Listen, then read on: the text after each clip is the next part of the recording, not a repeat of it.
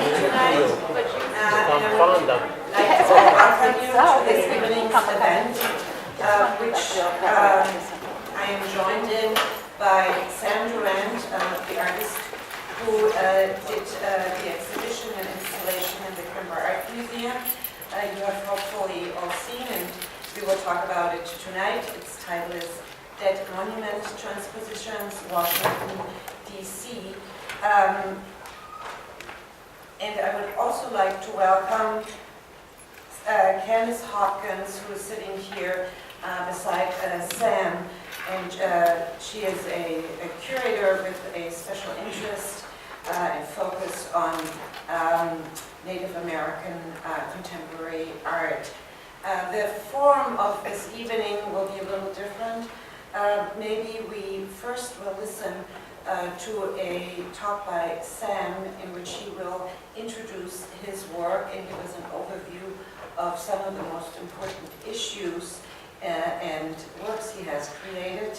And then we will gather here on the table in a panel discussion, and we'll begin by asking Candice to respond from a curatorial perspective to Sam's introduction here.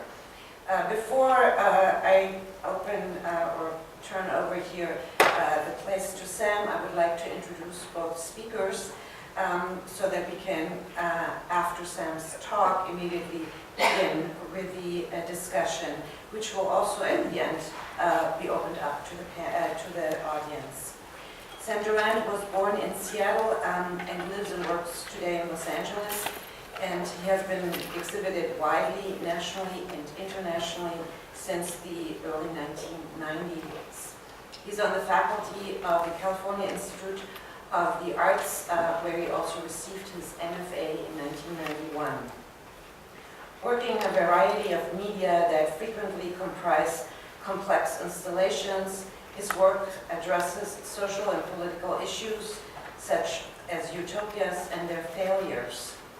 Drawing on a variety of modernist and contemporary idioms, he often explores significant chapters of the history of the United States, such as the Civil Rights Movement, Southern rock music, and Native American representations.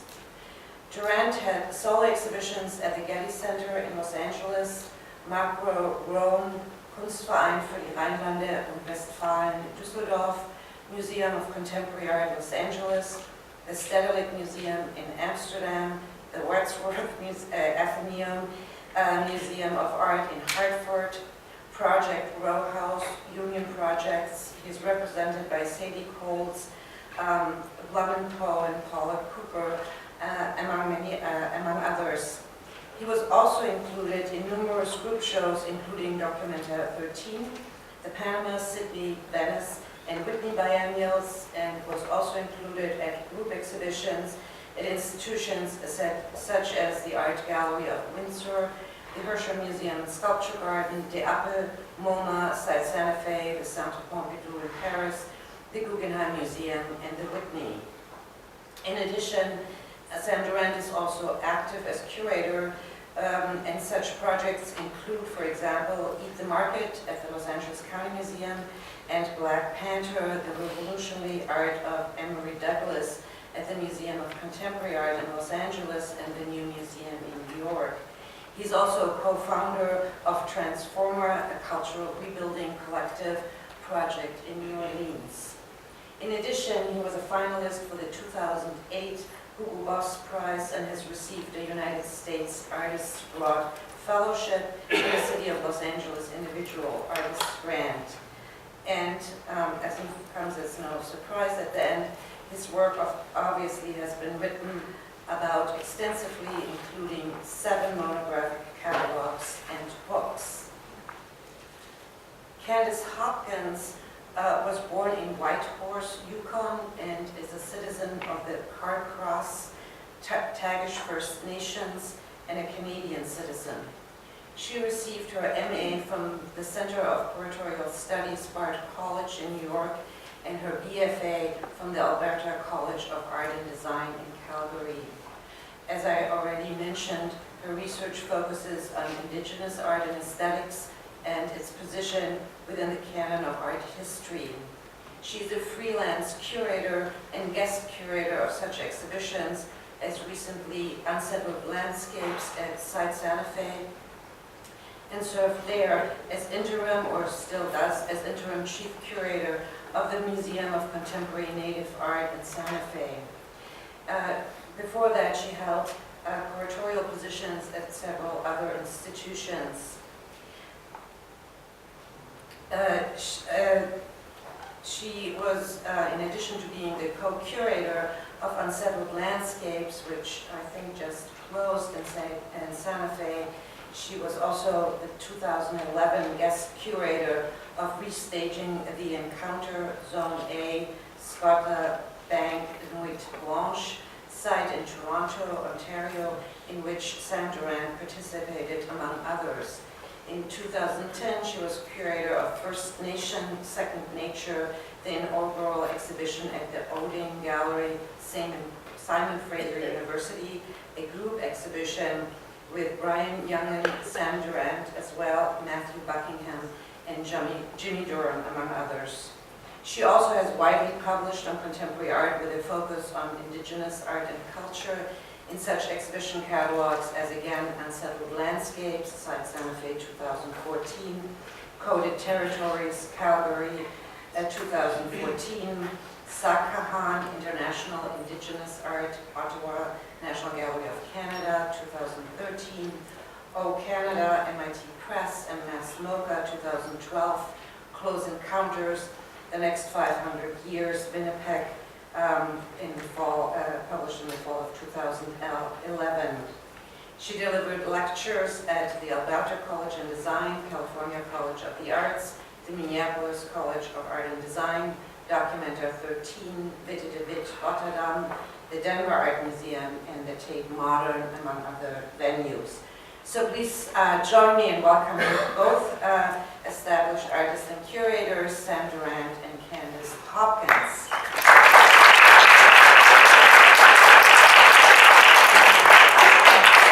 I can ask you now to come here. It's good for you. Thank you. Thank you very much, Sabina, for that nice introduction.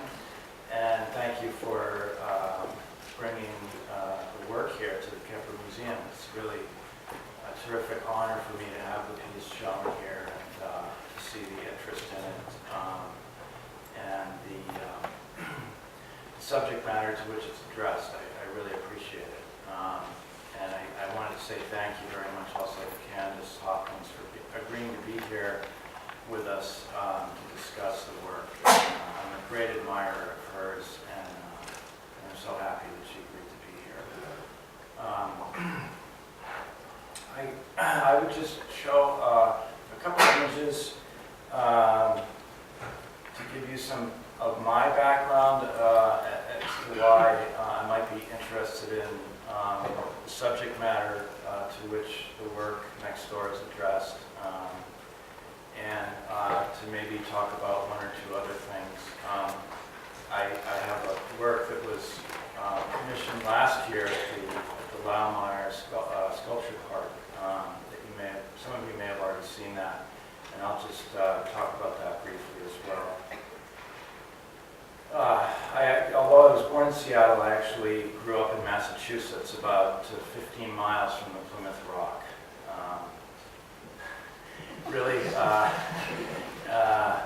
And I learned about American history in the Wax Museum set up next door. This is often called, America's most underwhelming monument. Here in front of the Wax Museum, you see that building with the brick wall in the background. That's the Wax Museum that tells the Pilgrim story, the mythological story of the arrival of the English religious fanatics who formed the first colony in Plymouth. Anyway, this is a layer upon layer of kind of arcane biographical details that I'll mention a little bit of. This statue of Massasoit, who was the leader of the first people that the Pilgrims met when they arrived in Plymouth. This sculpture was made by a man named Cyrus Durant, who turns out was one of the first heads of sculpture at the Massachusetts College of Art, where I went to school and got my undergraduate degree. And there's an enormous equestrian statue in front of the Museum of Fine Arts in Houston. Indian man on a horse with his arms outstretched, kind of looking up at the sky, which was part of a triptych that Dallin made. And one of the last piece of the triptych was actually installed here in St. Louis, and that's why I mention it for the World's Exposition here. When I was a kid, you could see there's the image. I don't know if we have a pointer here. Here we go. That's the Plymouth Rock. So you see it's just this rock that you stand around and look down on. But when I was a kid, there was a big protest, as you see there. And sorry for this really cheesy illustration up here, but that's Russell Means, one of the founders of the American Indian movement. So they were a radical group dedicated to liberation struggles for Native Americans beginning in the late 60s and into the 70s. And Russell Means came to Plymouth Rock, and there was a big protest and a campaign to change the name, or to at least introduce the name change from Thanksgiving to the National Day of Mourning. And that was for me, that was a big moment, seeing that protest and realizing, oh, there's another side to the story here. And I think it was a formative moment for me as a, I don't know, 11-year-old boy, being there for that. Allen Ginsberg actually showed up as well. I think that was one of the reasons I was so captivated, the whole thing. Anyway, I was invited by my alma mater, the Mass College of Art, to do a project in their galleries in the mid-2000s. It coincided with the curator there knew that I'd grown up near the Plymouth Rock and was interested. He had seen the project here, that's here at the Kemper, and knew that I had an interest. And he was poking around down in Plymouth and found out that the Wax Museum was going out of business, and that they would sell me the entire Wax Museum. Basically, for the college, it was something like $10,000 for the entire contents of the museum. Anyway, I didn't do that, but I bought a few of the scenes, and I basically kind of reinstalled one of them that was from the museum. This one, which is the mythological Indians teaching the pilgrims to fertilize their corn, and which led to a successful harvest, which is what we celebrate with Thanksgiving. And then the other, and this is one of the postcards of the scene from the museum. But the other image here was a postcard I found in the basement of the Wax Museum, depicting a Pequot raider and Miles Standish attacking him and beating him up, basically, in this kind of heroic protector role. That scene from the museum was taken out in 1970 after the protest happened, because they realized it wasn't the kind of depiction that should be there. So I made this sort of turntable, like our car dealerships where you have the car spinning around, so you kind of get the sense of the two sides here.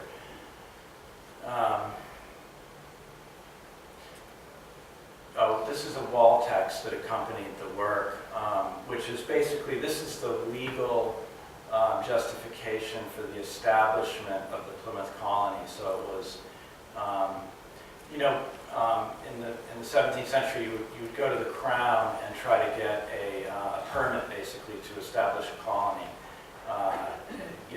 First you'd have to get financing and so forth. So they had the English pilgrims, contracted with a lawyer. They raised the money and so forth, and then they got their contract from the Crown to go and establish the colony. And So that it has to have a legal basis, and so obviously we're not sitting here and read this, but it's a very interesting document, the legal basis, and I think it pertains also to us here in St. Louis.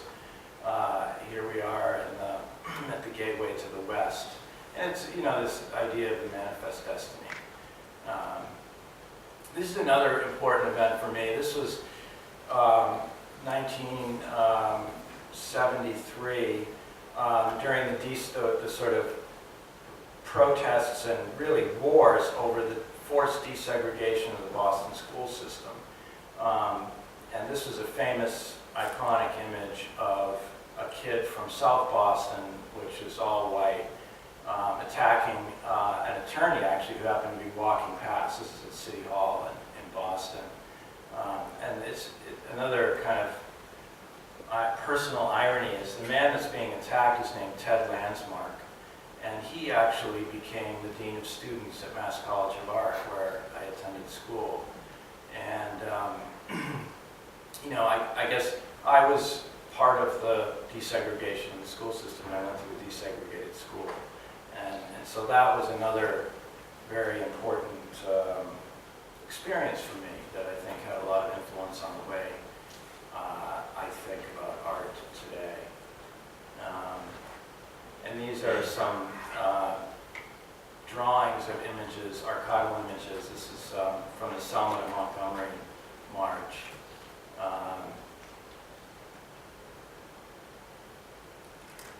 Another one from Selma to Montgomery. And these images I would make large-scale electric signs from that were then installed on buildings and so forth. This is in Sydney as part of the 2008 Sydney Biennale, biennial, I guess, in the city of Sydney. And this is the facade of the ICA in Sydney. So it was a very interesting location, very central, a lot of tourism there, and the signs were extremely provocative. And what I did here was to mix together signs from the Aboriginal rights movements in Australia with Native American and civil rights protests. So kind of blending together the histories. I was also aware, trying to look at North America more broadly, there were some signs from Canadian First Nations protests as well. So, so these were installed, at the building here. The 200 Years of White Lies is from the centennial, Australian centennial, and there was a lot of protests around that, bicentennial rather, sorry. This one, yeah. And this was from, I think, 1970, from really some of the early Aboriginal rights protests, which is where this comes from. And then this was at another building in Sydney, and this is from a protest in Canada, which brings us back to St. Louis. Okay, this is the Cyrus Durant sculpture, the protest of the Sioux. It was part of the exhibition here in St. Louis over at the Forest Park, and it was a temporary, as it says in the sort of dedication here, it was a temporary installation, like much of that exhibition was. Crumbled into a heap of dust one night.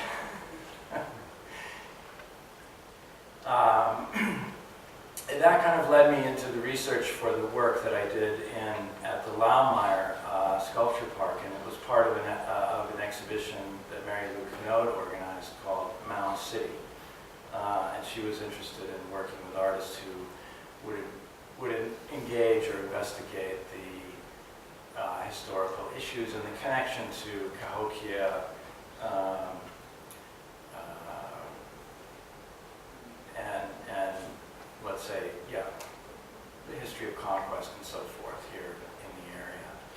And I was really interested in the arch and kind of, you can get the psychoanalytic components going on here that I think are in some evidence in the piece at the Kemper, passing through the negative space, penetrating the open, wide open frontier. And this is the kind of money shot here, I think.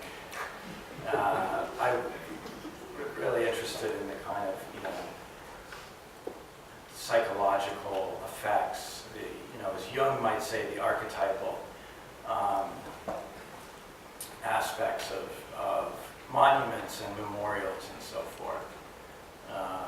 And that, doing the research, I was interested in this idea of the catenary curve and the curve of the arch.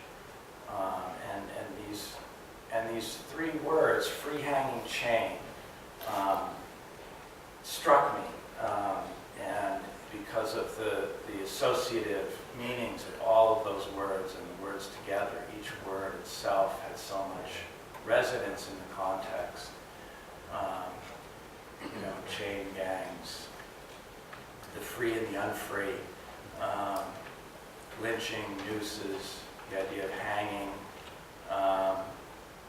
the idea of barriers. And this is the work as it was installed on the grounds at Laumeier. So there were just a series of chains hung in the trees.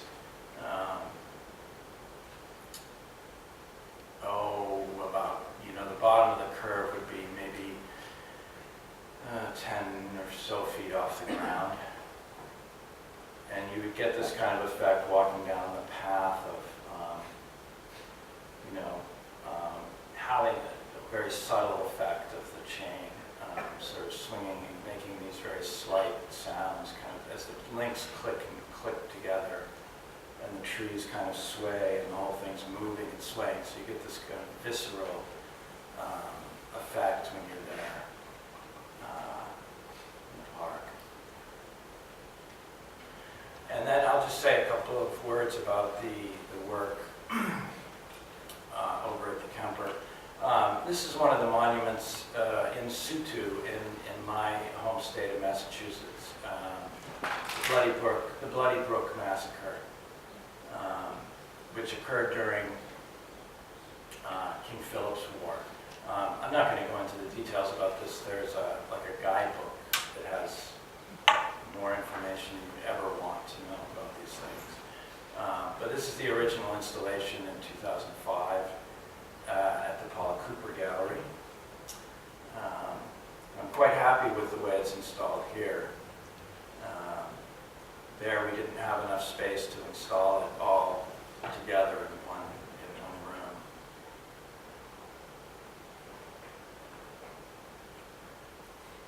And so you have, in the other room, you have the 5 monuments dedicated to Native Americans, in contrast with the larger group of monuments and memorials, I should say, dedicated to what I would call white settlers. I mean, the parameters, and this is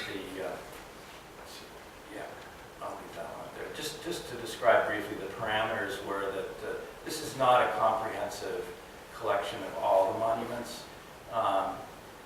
It's for 2 reasons. One is that I only selected non-figurative markers. So anything that involved a figure or figures, I ruled out in order to keep it anonymous in a sense, and also to foreground the connection to the Washington Monument, which obviously is meant to sort of tower over everything else with its scale.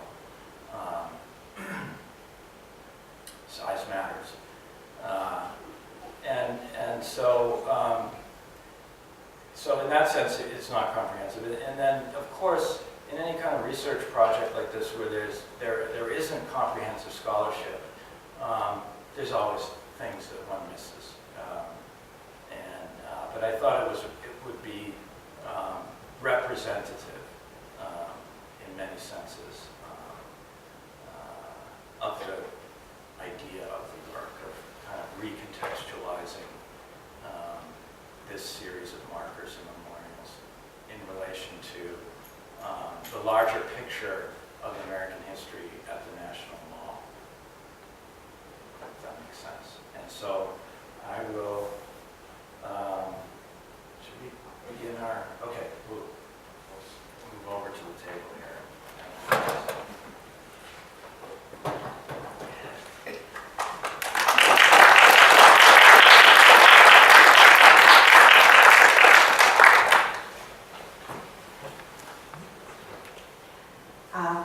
Thank you very much. That was a fantastic overview of some of the most important works and also issues with which you engage. I also want to thank you again for agreeing to showing the exhibition here at the Kemper, so thanks very much for that collaboration.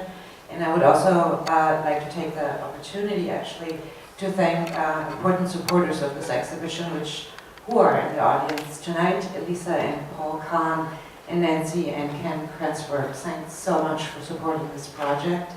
And with that, I would like to move to Candice. Thanks also very much for joining us tonight here.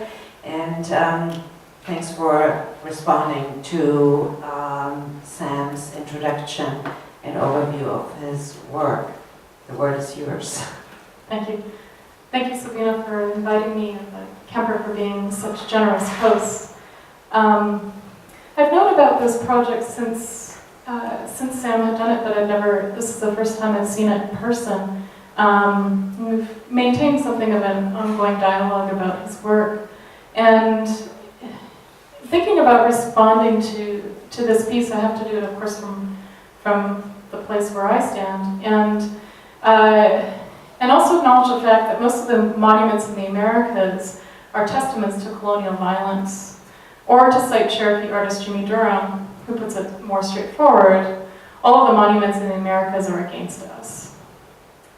And so it's from this perspective that I came to view Sam Durant's Monument Transposition statement, a proposal which brings together the monuments created to commemorate certain moments in the Indian Wars, the bloody battles where Native communities fought desperately to keep any original territory that was quickly lost as part of manifest destiny in the imperial machine.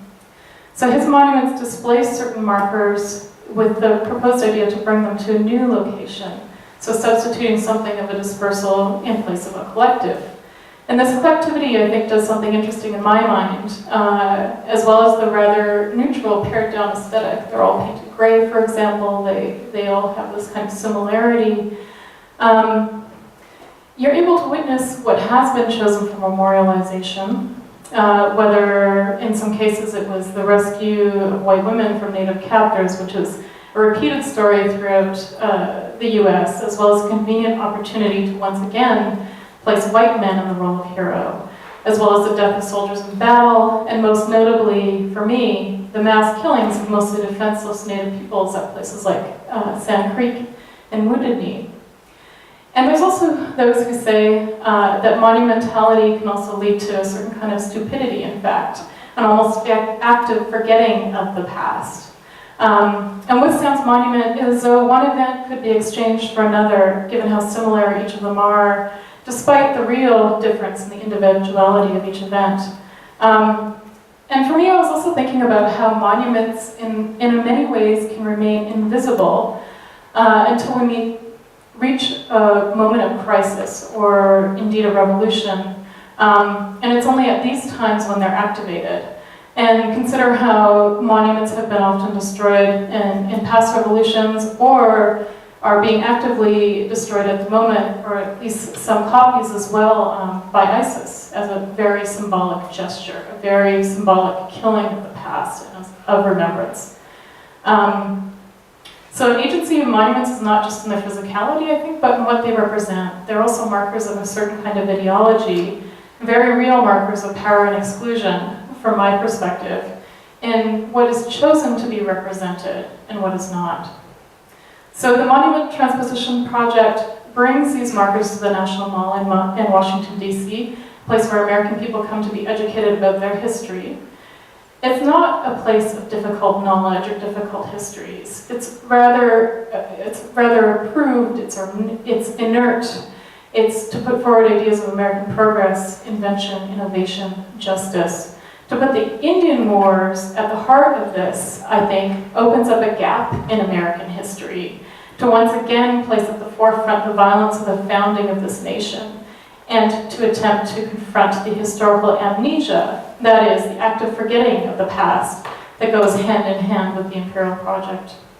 For me, what's interesting about this project is also how it relates to the kinds of works that many contemporary Native artists that I work with are doing, that also address the complicated ways in which other cultures are represented under imperialism, and to counter this increasing amnesiatic situation or place where we are now. We live in a culture that pursues the future in an extremely high velocity that leaves little space for remembrance. And I think for us, and for many Native artists, we're attracted to this history because it's still only partially formed. So in a sense, people I think are mining these ruins not to build new monuments to historical progress, but to bring these shards into focus. I think to put forward spaces for understanding and to gather the fuller picture of historical knowledge. Thank you so much. We did decide to focus this first round of this conversation a little bit on this issue of different perspectives, and I think, Candice, you already talked about the Native American perspective. It would be interesting also to know, when you were conceiving this work, and we talked about this a little bit today, which kind of audience you had in mind, and why you thought it would be important to do this, but also who's the primary audience for the work, and maybe then you could talk a little bit more about, how do you come to this work from a more Native American perspective or your perspective? Yeah, it's a great question. I mean, this project was really important for me in identifying really concretely who my primary audience was and will be. And this piece helped me really clarify that. It's for the white viewer, the Anglo-centric viewer, let's say the kind of mainstream of the United States. It's not to say that others can't enjoy the work, appreciate the work, and so forth, but that's really the primary audience. And I think for me that was really important because, well, a couple of reasons. One is, dealing with subject matter like this, dealing with subject matter around the politics of domination, colonialism, race and ethnicity and so forth. It's important to be clear that you're not, as a white male artist, you're not speaking for the other. And I wanted that to be clear in the work, and I think it is. I'm speaking from my own position, for my people, in a sense, if I could make a joke out of it. It's not a very funny subject at all. And the second thing is, in the realization of that, it's also a realization that race and ethnicity in relation to inequality and domination is a white thing. It's for whites to deal with, not non-whites. And so I think much of my work has tried to take that up. We need to talk about particularly historical issues because they play out today. I mean, the piece I did in the Laumeier Park was before the events in Ferguson. I mean, but of course what happened in Ferguson happens everywhere.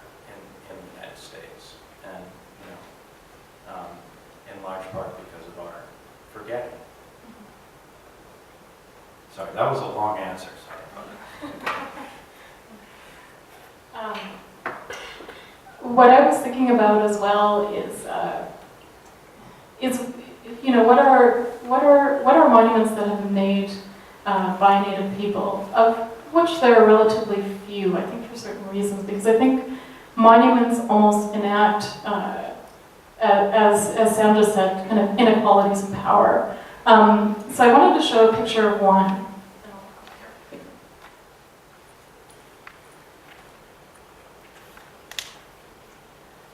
So this is an informal monument, and really it is a way to remember a difficult moment in history, and that is, it's at Bosque Redondo, which is near where I live. It's in the state of New Mexico, also known as Fort Sumner. And between 1864 and 1866, some 9,000 Navajo and also Apache people, Mescalero Apache, were forced on the long walk. So they walked some 300 miles to the encampment, forced by Kit Carson. And the reason that they did it was they thought that they could then transform Navajo society and Apache society into farmers, and they realized that the water was terrible there. People were getting a lot of bacterial infections. There was no wood. People couldn't live the kinds of lifestyles that they lived before. There wasn't enough food, so people started starving, they started leaving. A number of people died on the journey. But what this marker is, which is also the sign behind marks the treaty, which enabled people to leave Fort Sumner, is stones from all of the places where people had lived prior to coming to Fort Sumner. And I thought, in many ways, that this is something that it's a kind of collective gesture, and it enables remembering. And it's one of the few Native-made monuments in the U.S.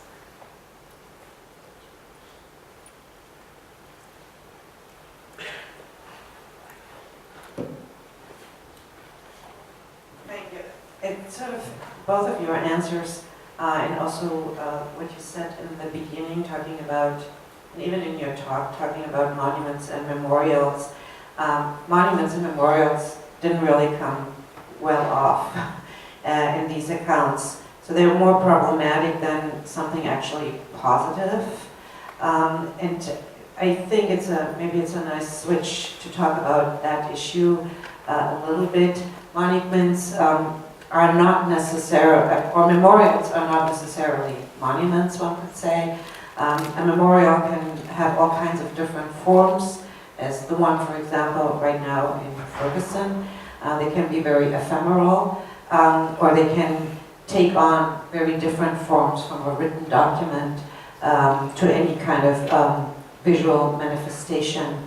A monument, however, is really something where we associate with some kind of sculptural form which stands somewhere, and it has a different kind of authority as well. It brings it to it in terms of what we should remember, which history we should remember.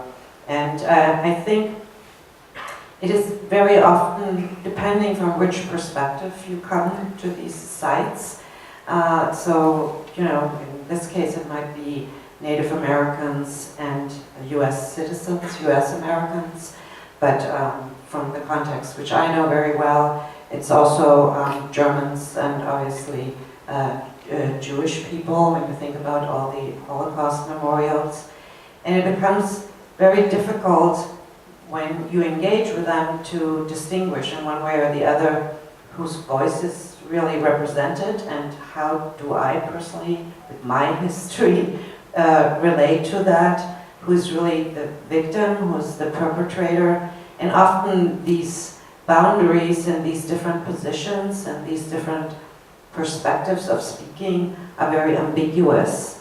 And to a certain extent, I think that is also made very clear in your installation, because 25 of them commemorate white fatalities, while 5 commemorate Native American fatalities, and that's where it already becomes complicated, because somehow they became assimilated into the history of white Americans. And so I was wondering if we could talk a little bit about these kinds of difficult author and victim positions and how you did complicate them, or how they are complicated with the installation you created. Yeah, it just occurred to me that this is a really interesting memorial, and I wondered if there, the National Museum of the American Indian at the Smithsonian, I don't know, does that function in some ways as a commemoration of the genocide? I don't know if it does or not. It's a different thing. Again, my piece, I don't think it's not meant to, it's not meant to speak in any way for Native Americans. It's really speaking from my perspective, and and I think it's a really interesting question. Who gets to make the monuments? And one of the things that happens in my work is that it shows that they're made by those that are being commemorated, basically. Yeah. So. Well, what I thought was interesting about this project too is this gesture of representing something, and within that, this representation, which you're also representing some information about each of the events that led to the making of this marker, and you do that a lot in your work with the public signage. You're also representing these declarations and different civil liberties movements and land rights movements. And so I wanted to know a little bit more about that gesture, because it's quite specific. Well, I think the theory is that history is, and remembering is crucial to understanding the present, and in turn very important to imagining the future, and especially a future that might be different to the status quo. And so, that's the sort of general idea. And then I think most of the things I'm dealing with are issues that are still unresolved. So in some sense, though it's historical, it's still relevant, in the moment, perhaps unfortunately. And I think also, recontextualizing things, sort of removing them enough from their original historical place in order to sort of reimagine a history that we think we already know. And it happens in different ways with the sign, the electric signs from historical protests. They're really decontextualized completely. And so I guess that's about this impulse to sort of reimagine, in a sense. And also to create, in that new context, to create a comparison. I think the piece, the Monuments Transpositions piece is about creating sets of comparisons, for the viewer. And you've done other work on monuments that you didn't speak about in your lecture that I thought was interesting, because it's also something I've been thinking about, and that is monuments that have been altered or defaced. There's a writer named Michael Taussig, and he talks about something called the public secret in relation to monuments, and that it's only something that becomes known when monuments are defaced, and it's through this act of the defacement that makes monuments present. And it's almost like these energies rush forth when something is altered or changed. And there's a couple of examples close to Santa Fe where I work. One is a Civil War marker that's also an obelisk that's right in the center of the plaza, where the word savage was chipped away at by anonymous people, shortly after the piece was installed. But another that really resonates with me is a monument to Don Juan de Oñate. Oñate was a conquistador, the first governor of Nuevo Mexico, and it was still part of Mexico. And Oñate, there's a number of monuments to conquistadors throughout New Mexico. There's one that's a 5-minute walk from my house. And what's so interesting about this monument is that Oñate is quite well known within the Native community for his violence that he acted upon Acoma Pueblo people in particular. And when there was a clash at Acoma Pueblo when Oñate's military wanted to take all of their winter rations, his nephew was killed. And so in retaliation, Oñate served as the judge over the trials of the people, and all of the men over the age of 25 had their left leg cut off below the knee. And then he went to nearby other pueblos and also cut people's legs off as a way to show, this is what happens if you get out of line.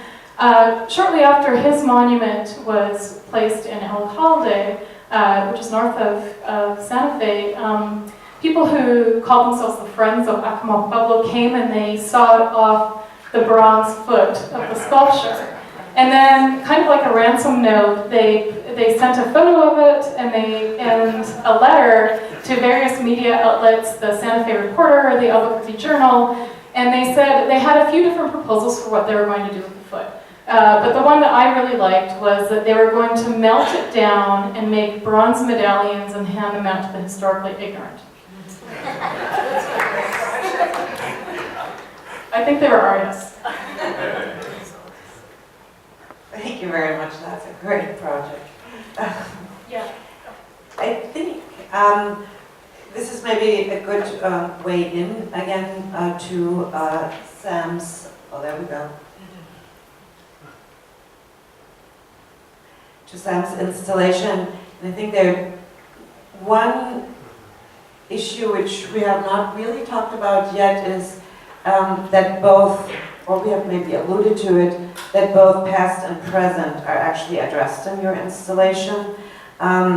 Obviously, the past, of this very well-known history, but there's also the present there in the sense that you still separate, or you do separate actually, the 5 monuments to Native Americans from those to white people. And that sort of room has also, a reference to the very present in which the Native American nations are still separated from the United States. And that obviously, at least from my perspective, is a very political statement as well. So it is on the one hand about monuments and how we relate to them, but it's also activating a very difficult present situation. And so I was wondering if this, we could talk about this presence a little bit. Yeah, I mean, again, it's actually a really great question, and it's something that I'm a little bit ambivalent about, that aspect of the presentation of the work. And it's interesting, you picked up on a point, I think, a point of tension, formally, that points to this other very important issue. And I think there's a sense, I mean, again, it's a kind of a psychological effect of the gathering of the monuments dedicated to Native Americans underneath the massive obelisk of the Washington Monument. And that was kind of the impact that I was after there, to signal this kind of paternalistic relationship, which maybe characterizes an aspect of contemporary relations between the different nations. It reminds me of George Bush when he was asked, what does sovereign mean? And I was going to say that for me, it's quite quite different. I think that it points to this struggle that will always be there for sovereignty that is both within Canada and the United States. So for, we consider ourselves native nations, so nations within nations, which is a very complicated kind of place to be in, but also quite interesting that the struggle for sovereignty will never end. Yeah, well, I just, just an anecdote, I mean, there's some very interesting geographers at Rutgers who actually proposed a Native American nation that basically bisected the United States and would cut it into two halves, so it would take the sort of region from Canada to Mexico, the Plain States, all the way down to the border of Mexico. And based on existing treaties, so actually land that still technically legally belongs. If it were to go to court in the United States, that would be basically a continuous nation. It would be a great place to live, I'm sure, too. Anyway. I think this is actually a great moment for one last observation, and that is, I think you talked a lot about, what your audience is, that you are speaking actually for the white Americans who are coming to the mall and perceiving the work, and you talked a little bit about your response to the work, but I do also believe that the work, just through the very title of it, saying that it is a proposal, is also something that reveals some kind of participatory aspect.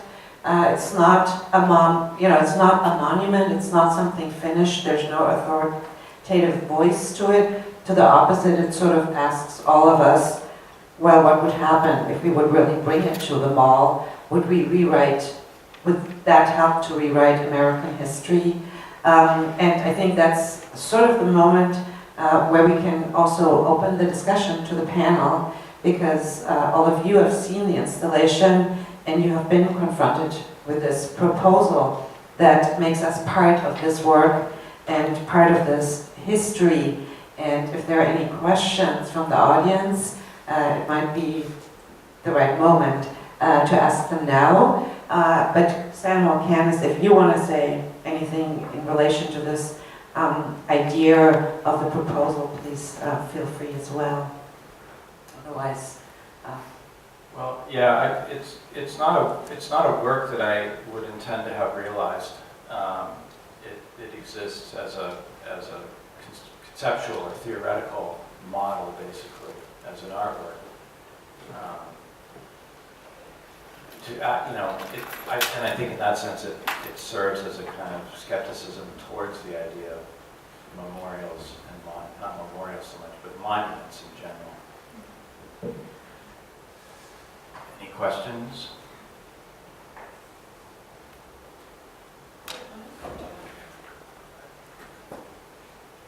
I guess, Sam, I'm curious in a way how you got the courage to give voice to the perspective that you have. I mean, as an artist and speaking for the other, just what's the breakthrough moment for you? Was it always there from that history, or did you sort of at some point realize that you could take your work in this direction? Well, a lot of therapy. No, I mean, it's interesting because whenever I talk, I'm not really answering your question, but whenever I do these talks, I try to make a lot of jokes because otherwise it's like becomes like a funeral, a wake or something. It's so depressing, especially when I talk about 10 different projects. At the end, you're just like, oh. Yeah, no, I mean, it's interesting too. The other thing that always happens is you have to start defining yourself as a white person, which white people never have to do. So, and just having that, as part of the Q&A and discourse was always really interesting for me. you know, as a white person, I still hate having to do it, you know, so I imagine for non-white people who have to do it every second of every day, of every minute of their lives, it's a real drag.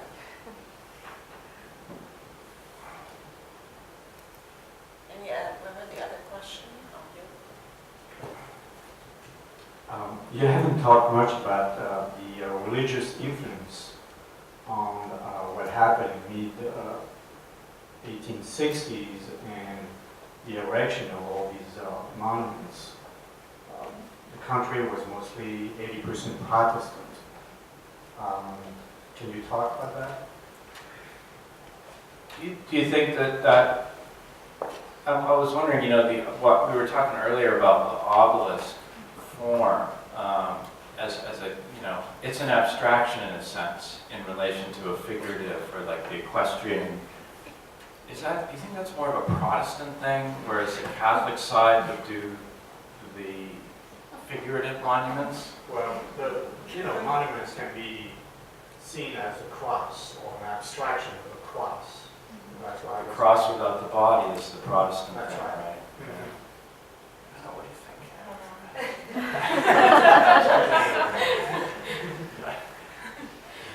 Well, the obelisk is also a 19th century, right?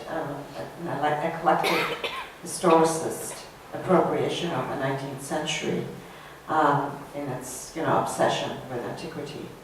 So, but why that was chosen, I would assume, to be very honest, we have the specialist Angela Miller, she should know that. But I would assume it has something to do with a different nation picked different important antique societies and built their national power from that heritage, and I would assume it has something to do with that. I mean, at least. Any other questions? Oh, come back there. I don't need the No. microphone. I was there with others present when the American Indian students reviewed the exhibit, and to them it was very troubling, very sorrowful. They are among, I guess, the most disenfranchised minority in this country, and their monuments tend to be more organic. They felt a bias. How can you compare to the majesty of a mound like the Hokia Mound? And my question is, art inspires feeling. Is this a valid feeling that you perceive amongst American Indian people? Thank you.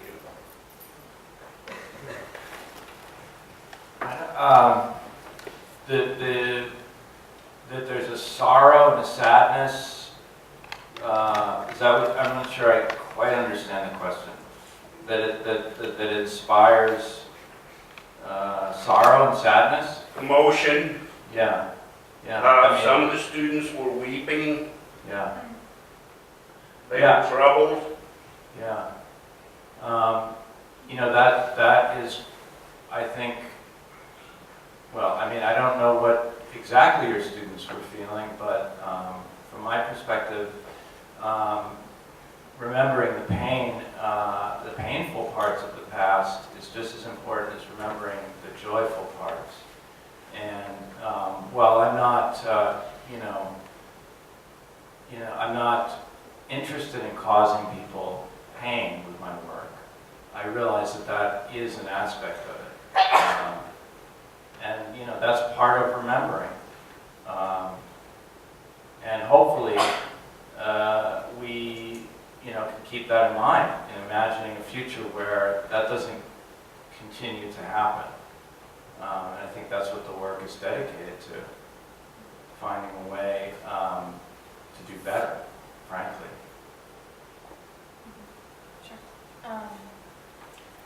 I would say that I definitely saw the audience for this piece as not necessarily being me. I think it's really to call attention to the fact that these kinds of histories are still not well known. They're not necessarily public knowledge. And I don't think I don't think you can say that, Native people make one kind of monument and non-Native people make another kind. Not necessarily, but I do think that a lot of what we've had to do is make counter monuments, for example, or other kinds of gestures. And one that I can bring up that was done relative to Oñate, a different Oñate monument that was placed in Albuquerque, was done by Nora Naranjo Morse, who's a Santa Clara Pueblo. And what she did, because I think that the whole gesture of creating a monument requires a huge ego. So that's one thing. And so what she did, which I thought was quite good, was she called attention to the land itself. She made, in fact, a mound, spirals. Spirals are found throughout the landscape, both in form of petroglyphs, and they're repeated. And so she made a spiral that you go to the center of, and in the center there's simply a rock. But I think what it's trying to do is, once again, place the center of being and feeling, call attention to the land itself, not to the kind of primacy of people, but to the land. So it's trying to, create a different kind of authority, I think.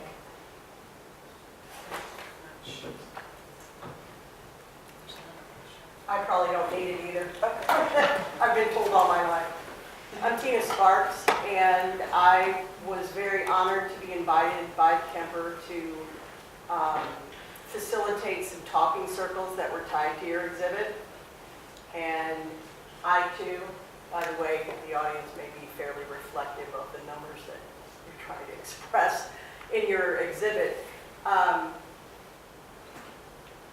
I witnessed and had to spiritually hold the space for the students that were impacted, that you spoke of. I also facilitated 2 additional talking circles that were, to the best of my knowledge, almost non-native, and the impact was different in each, and yet even non-native people were extremely impacted by your exhibit. And I too am an artist, so I understand the drive to express and have a voice for what your vision is. Also, being a Native woman, I'm becoming very aware as you're speaking the separation of past and present, of history and future. And for Native people, there is no separation in that. So in the distinction of that from a non-Native perspective, there's almost an additional severing that occurs within the hearts of Native people, that somehow that isn't alive for us anymore, even though our living situation reflects that it's over, and it's not. One of the students that approached, I think it was actually, she was in a situation that she didn't know she had a voice to say she shouldn't be doing what she was doing, that even traditionally in the Navajo spiritual teachings, she should not have even been present at something like that. And so there was this additional complication for her in that situation. So the reason that I'm sharing this with you is that the impact into Native people, whether your intended audience is not Native, Native people will be impacted by what is seen, what's being talked about. Even energetically, the history that the 5 monuments represent is actually very alive, and we are physically impacted by the spiritual residue of that. And so I would of suggestion for future exhibits, that things like this even possibly be taken with the exhibit, because I think it was a really important part for Native people to have a place to come and process it in a traditional way. Even if maybe it was in a somewhat non-traditional, because we couldn't smudge, we couldn't do all the ceremonial aspects. We did the best we could within the confines of the museum, and I think it did help, because it's hard for us to look at that. It's hard for us to be in that space with that, because the ancestral energy still impacts a lot of us in a very physical way. But I really appreciate the Kemper being as respectful as they were and including us in the conversation of how to proceed with the exhibit and allowing us to do what we did. I appreciate being a part of it. Thank you very much for your comments. And I think that's a good point, actually, to end the evening. I want to thank both of you again, Sam and Candice, as well as the audience, those who participated in the conversation. Thank you very much.